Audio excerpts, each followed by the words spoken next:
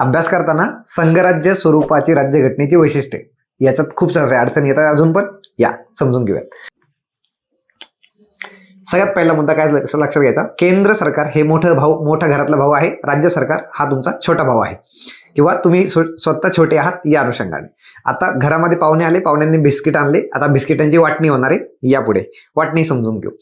जेव्हा अधिकारांची विभागणी झालेली आहे ती नियमानुसार झालेली आहे. अधिकारांची विभागणी हे तुमचं संघराज्य वैशिष्ट्य आलं.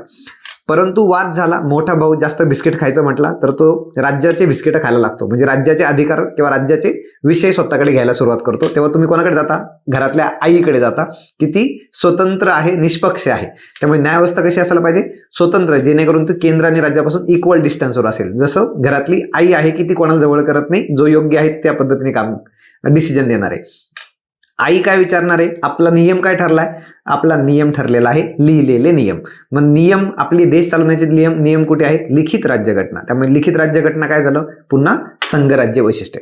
परंतु मोठा भाऊ स्ट्रॉंग एवढा झाला, तो म्हटला घटना ऐकतच नाही आम्ही किंवा नियमच मान्य नाहीये, घटनाच मान्य नाही. चालेल का? नाही चालणार. म्हणून घटनेचं सर्वोच्च असणं हे सुद्धा तेवढंच महत्वाचं आहे. संघराज्य स्वरूप आहे, कारण की घटना सर्वोच्च जर मानली तर केंद्र सरकार आपले अधिकार कमी करतो आणि जे लिहिलेले आहे राज्यांचे ते अधिकार राज्यांना ठेवतो.